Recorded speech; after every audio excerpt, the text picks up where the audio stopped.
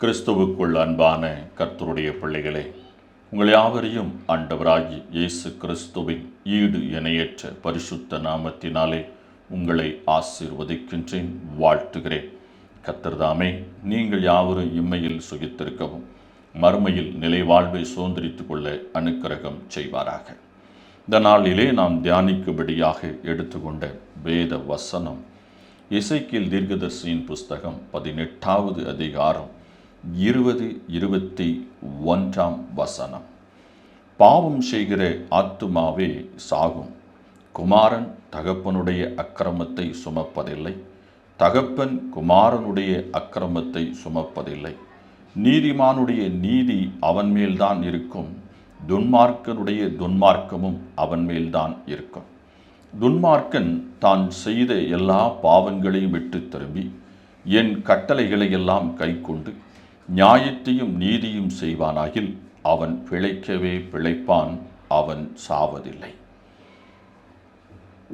கர்த்தருக்குள் அன்பான தேவ பிள்ளைகளே, உங்கள் யாவரையும் ஆண்டவராகிய இயேசுவின் நாமத்தினாலே ஆசீர்வதிக்கிறேன், வாழ்த்துகிறேன். நாம் வாசி கேட்ட வேத பகுதியில் பாவம் செய்கிற ஆத்துமா சாகும் என்று சொல்லி வேதம் தெளிவாக சொல்லுகிறது. ஆம், ஏதேன் தோட்டத்திலே ஆதாம் ஏவாள் பாவம் செய்த பொழுது அவருக்கு உள்ளான மனிதன் மரித்து போனான் என்று சொல்லி நாம் பார்க்கிறோம். அவர்களுடைய வெளிப்புறமான சரீரம் மரிப்பதற்கு 930 ஆண்டுகள் சென்றது என்று சொல்லி நாம் வேதத்தில் பார்க்க முடியும். அப்படியானால் மனிதனுடைய வாழ்வில் சரீரம் மரிப்பது அது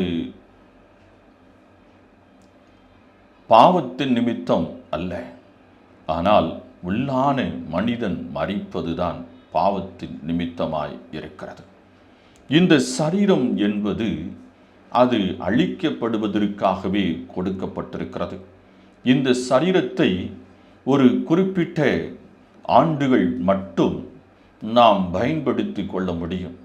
அதற்கு அப்பால் இந்த சரீரத்தை ஒருவராலும் தனக்குள் பாதுகாத்து கொள்ள முடியாது. இந்த சரீரம் ஒரு நாள் மரித்து மண்ணோடு மண்ணாக போய்விடும். ஆனால் ஆத்துமா மரிப்பது என்பது அது பாவத்தினாலே தீட்டுப்பட்டு அது பாதாளத்தில் கொண்டு போய் சேர்க்கப்படுகிறதாய் இருக்கிறது. கிறிஸ்து இயேசு இந்த உலகத்திற்கு வந்தது இந்த ஆத்துமாவை மீட்டு இந்த ஆத்துமா பாதாளத்தில் தள்ளுண்டு போகாதபடிக்கு, ஆக்கினை தீர்ப்புக்கு உட்படாதபடிக்கு நித்திய வாழ்வை சுதந்திரித்து கொள்ள வேண்டும் என்பதற்காகவே கிறிஸ்து இயேசு இந்த உலகத்திற்கு வந்தார். நாம் ஒன்றை விளங்கிக் கொள்ள வேண்டும். இன்று அநேக நேரங்களிலே நாம் பாவம் செய்கிறவர்களை குறித்து நாம் அவர்கள் மரிக்க வேண்டும், அவர்கள் அழிந்து போக வேண்டும் என்று சொல்லி நாம் சில நேரங்களில் ஜெபிக்கின்றோம். இந்த ஜெபத்தை கர்த்தர் கேட்பாரா என்று சொன்னால் நிச்சயமாய் கேட்பதே இல்லை. கிறிஸ்து இயேசுவினுடைய சிந்தை பாவத்தில் மனுக்குலம் மரித்து போகக்கூடாது, நித்திய வாழ்வை சுதந்திரித்து கொள்ள வேண்டும் என்பதற்காகவே கிறிஸ்து இயேசு இந்த உலகத்திற்கு வந்திருக்கின்றார். ஆகவே நாம் இந்த பாவத்திலே மரித்து கொண்டிருக்கிற பிள்ளைகளை அழிப்பதற்காக கிறிஸ்து வந்தார் என்று சொல்லி நீங்களும் நானும் நினைத்து கொள்ளக்கூடாது. நம்முடைய ஜெபங்கள் எல்லாம் அழிந்து போகின்றவர்களை, பாவத்தில் தன் வாழ்க்கையை அழித்து கொண்டிருக்கிறவர்களை மீட்பதற்கு ஏதுவாகவே நம்முடைய ஜெபங்கள் இருக்க வேண்டும். எசேக்கியேல் 18ஆம் அதிகாரம் 22, 23 வசனத்தை நாம் வாசிக்கும் பொழுது ஒரு காரியத்தை விளங்கிக் கொள்ள முடியும். அவன் செய்த எல்லா மீறுதல்களும் நினைக்கப்படுவதில்லை. அவன் தான் செய்த நீதியிலே பிழைப்பான். துன்மார்க்கன் சாகிறது எனக்கு எவ்வளவேனும் பிரியமோ, அவன் தன் வழிகளை விட்டு திரும்பி பிழைப்பது அல்லவோ எனக்கு பிரியம் என்று கர்த்தராகிய ஆண்டவர் சொல்லுகிறார். ஆம் பிரியமானவர்களே, துன்மார்க்கத்தில் ஒருவரும் மடிந்து போகக்கூடாது என்பதே பிதாவின் திட்டமாக இருக்கிறது. ஏதேன் தோட்டத்தில் ஆதாமும் ஏவாளும் பாவம் செய்த பொழுது அங்கே பிதாவானவர் அவர்களை அழித்துவிட்டு இன்னொரு ஆதாம் ஏவாளை சிருஷ்டித்திருக்க முடியும். ஆனால் அவர் அதற்கு மாறாக ஆதாம் ஏவாள் இழந்த அந்த ஜீவனை மீட்டு கொடுக்கும்படியாக ஒரு மீட்பின் திட்டத்தை ஏதேன் தோட்டத்தில் அவர் ஏற்படுத்துகிறதை நாம் பார்க்கிறோம். அந்த திட்டத்தை தான் கர்த்தராகிய இயேசு கிறிஸ்து இந்த நாள் வரையிலும் நிறைவேற்றி கொண்டிருக்கின்றார். அதை நீங்களும் நானும் விளங்கி கொள்ள வேண்டும். பாவம் செய்கிறவர்கள் ஒருவேளை நமக்கு விரோதமாய் பாவம் செய்தாலும் அவர்கள் மீட்கப்படுவதற்கென்றே நாம் ஜெபிக்க வேண்டும். அதுதான் புதிய ஏற்பாட்டில் ஆண்டவர் சொல்கிறார், பழி வாங்குதல் எனக்குரியது, நானே பதில் செய்வேன் என்று சொல்லுகிறார். நம்மை பார்த்து ஆண்டவர் சொல்லுகிறார், நீங்கள் யாவருடைய தப்பிதங்களையும் மன்னித்து விடுங்கள் என்று சொல்லுகிறார். ஆகவே நாம் கிறிஸ்துவினுடைய பிரமாணத்தை உற்று கவனிப்போம் என்று சொன்னால் அது பாவத்திலிருந்து மனுஷியை விடுவிப்பதற்கு ஏதுவாக இருக்கிறதை தவிர அழிப்பதற்கு ஏதுவாக இல்லை. சில நேரங்களிலே சில மனிதர்கள் அழிந்து போகின்ற பொழுது, சில மனிதர்கள் வீழ்ச்சி அடைகின்ற பொழுது நாம் கிறிஸ்துதான் இதை செய்கிறார் என்று சொல்லி நாம் சொல்லுகிறவர்களாக இருக்கிறோம். இல்லை, கிறிஸ்து மீட்பின் செய்கையை மாத்திரம்தான் அவர் மையமாக வைத்து எல்லா காரியங்களையும் நடப்பித்து கொண்டிருக்கின்றார். ஆகவேதான் தவறு செய்கிற அநேகர் கூட மரிப்பதில்லை, இன்னும் உயிரோடு இருந்து கொண்டிருக்கின்றார்கள்.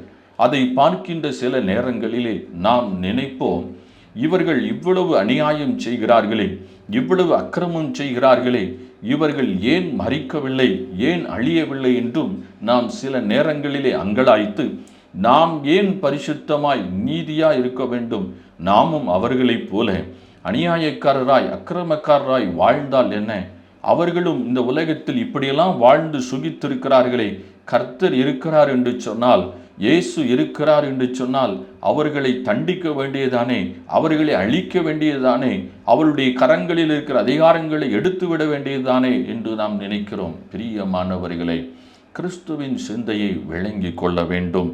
அதை விளங்கி கொண்டால்தான் நாம் எல்லா விஷயத்தையும் செவ்வையாக செய்ய முடியும்.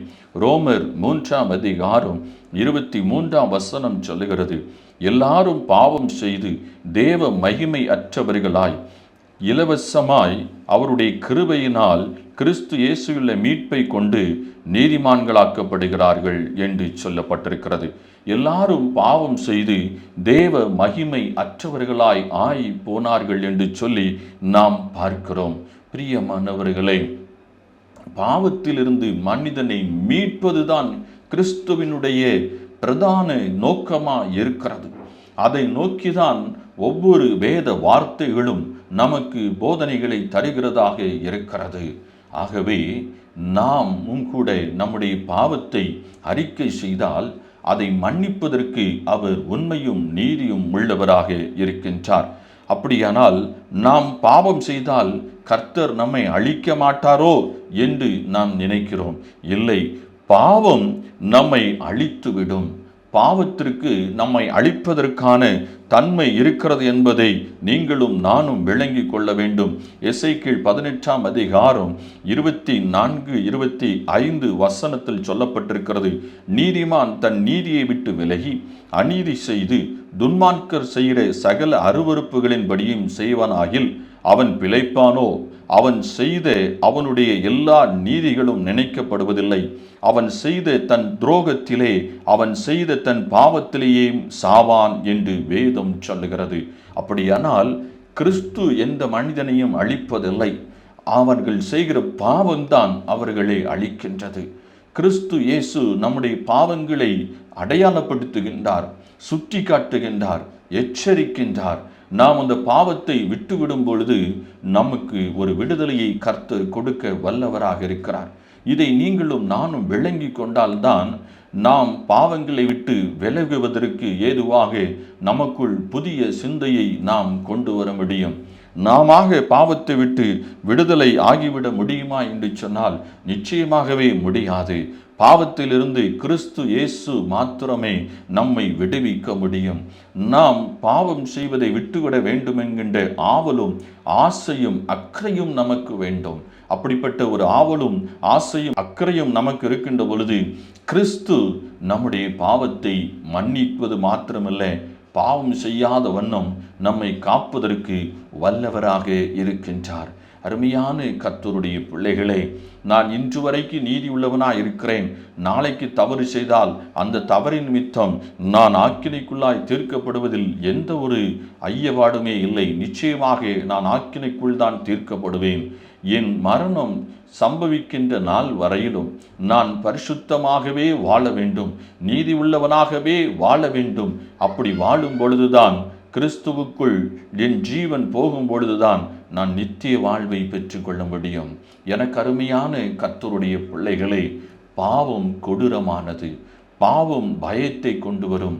பாவம் நம் வாழ்வில் இருக்கிற எல்லா நன்மைகளையும் எடுத்துவிடும். பாவம் நம் வாழ்வில் இருக்கிற சந்தோஷத்தை பறித்துவிடும். இதுதான் பாவத்தின் தன்மை.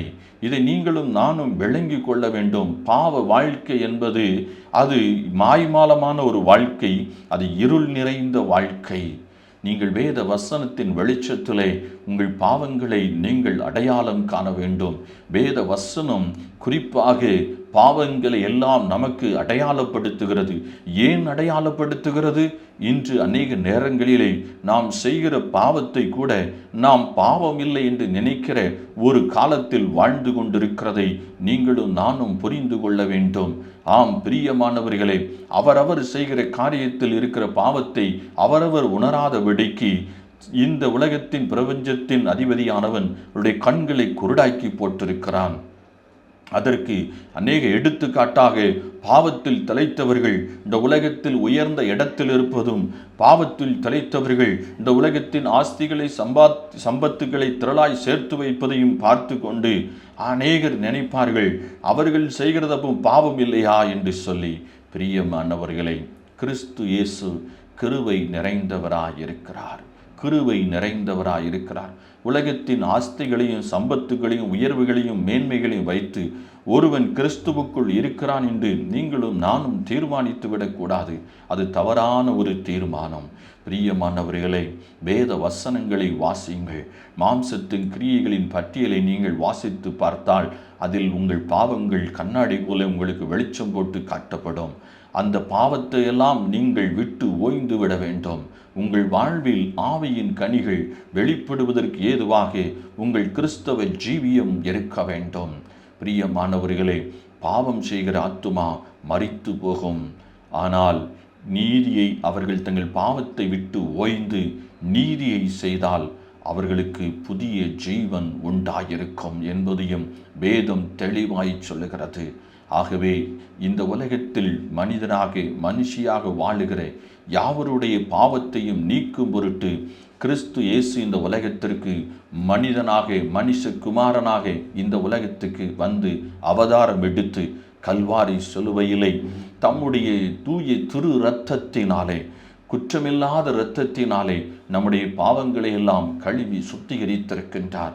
ஆம், தன்னுடைய தூய இரத்தத்தை கொண்டு அவரே அங்கே மகாபரிசுத்த ஸ்தலத்துக்குள் பிரவேசித்து அந்த இரத்தத்தினால் நமக்கு பாவ மன்னிப்பின் மீட்பை ஏற்படுத்தி கொடுத்திருக்கின்றார். கிறிஸ்து இயேசுவை விசுவாசித்து என் பாவத்தை கிறிஸ்து மன்னித்திருக்கிறார் என்று சொல்லி எத்தனை பேர் அறிக்கை இடுகிறார்களோ அத்தனை பேருடைய பாவங்களையும் அவர் மன்னித்து விடுகிறார். அந்த அறிக்கை செய்த பாவத்தை இனி நாம் செய்யக்கூடாது. பாவம் செய்கிறவன் அவன் தன் மனம் திரும்பும் பொழுது அவனுக்கு மீட்பு கிடைக்கிறது. மீட்படைந்தவர்கள் மீண்டும் பாவத்தை செய்தால் அவர்கள் ஆக்கினைக்குள்ளாக தீர்க்கப்படுவார்கள் என்பது வேதம் திட்டமும் தெளிவுமாய் சொல்லுகிறது. இன்று உங்கள் வாழ்க்கையில் பயமும் கலக்கமும் திகிலும் வேதனைகளும் சஞ்சலங்களும் நிறைந்திருக்கிறதா? உங்கள் சரீரம் வேதனைக்குள்ளாக உங்களை வழிநடத்தி செல்லுகிறதா?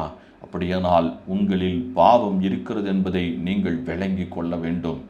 நாம் பாவத்தை விட்டு ஓய்ந்து விட்டால் தைரியமும் மன பலத்தையும் கர்த்தர் நமக்கு தருகிறார்.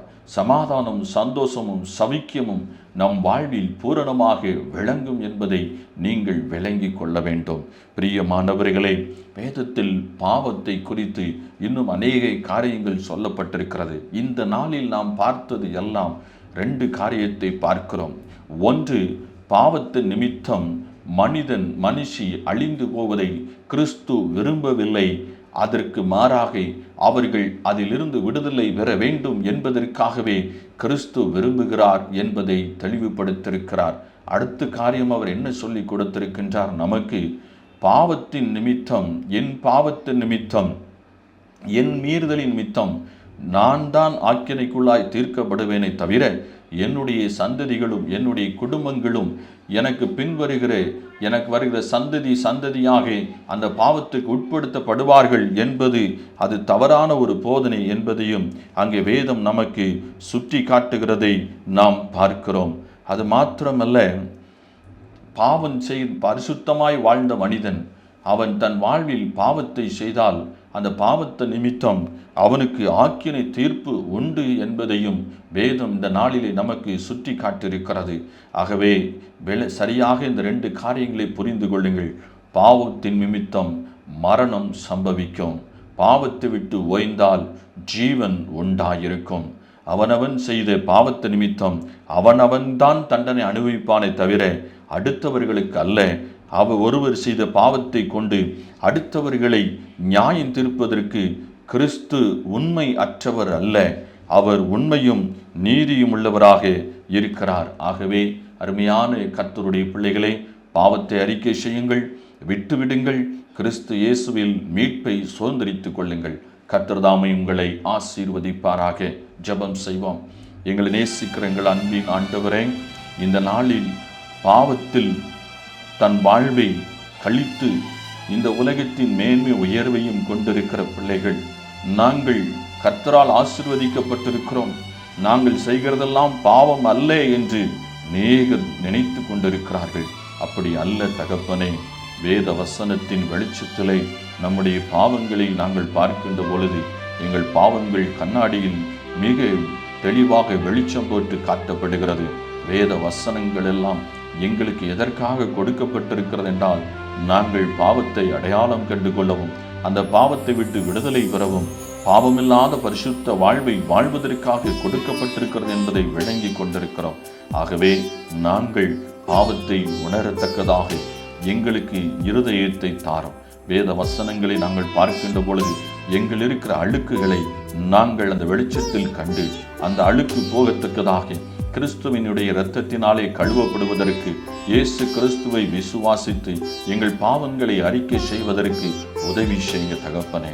இதோ உம்முடைய பாதத்தில் நிற்கிற ஒவ்வொரு பிள்ளைகளும், இயேசுவே என் பாவத்தை எனக்கு மன்னியும், என் அக்கிரமத்தை எனக்கு மன்னியும், என் மீறுதலை எனக்கு மன்னியும் என்று சொல்லி மன்றாடுகிற ஒவ்வொரு பிள்ளைகளுக்கும் இறங்கி இந்த வேளையில் பாவங்களை மன்னித்து அவர்களுக்கு புதிய ஜீவனை கொடுத்து அவர்கள் நிலை வாழ்வை சுதந்திரித்துக் கொள்வதற்கும் இந்த உலகத்தில் வாழுகிற நாட்களெல்லாம் சமாதானத்தோடும் சந்தோஷத்தோடும் மன அமைதியோடும் ஜீவனம் பண்ணுவதற்கு அனுக்கிரகம் செய்ய வேண்டும் என்று இயேசுவின் மூலம் ஜெபிக்கிறோம் வல்லமுள்ள பிதாவே.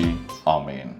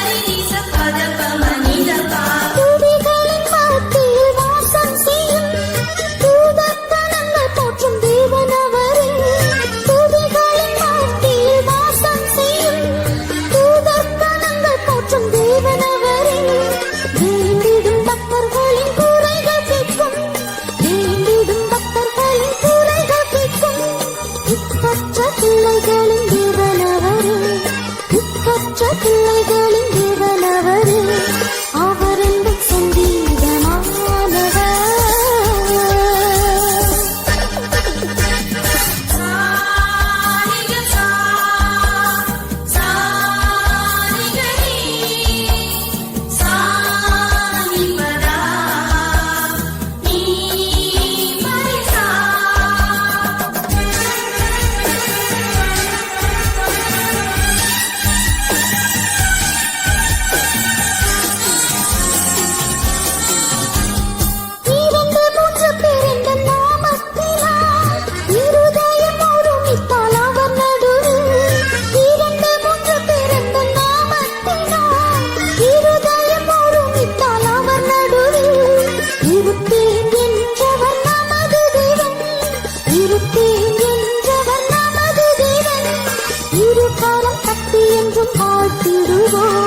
இருகரம் தட்டி என்றும் வாழ்த்திடுவோம், அவர்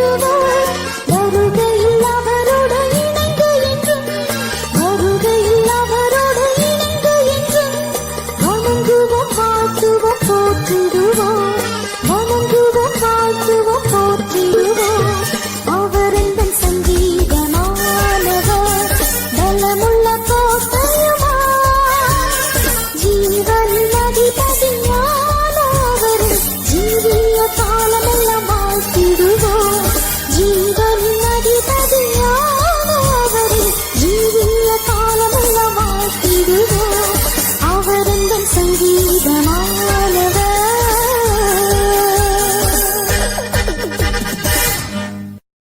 நானே நல்ல மேய்ப்பன், நானே நல்ல மேய்ப்பன், இந்த உலகை ஆளும் மேய்ப்பன், இந்த உலகை ஆளும் மேய்ப்பன்.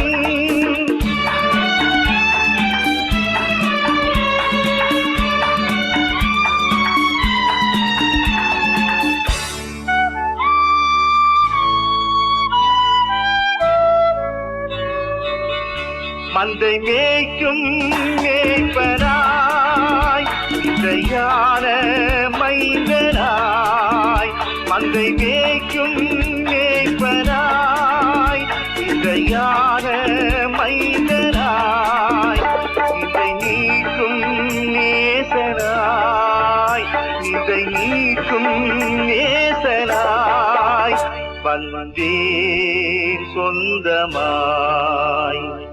நானே நல்ல மேய்ப்பன், நானே நல்ல மேய்ப்பன்.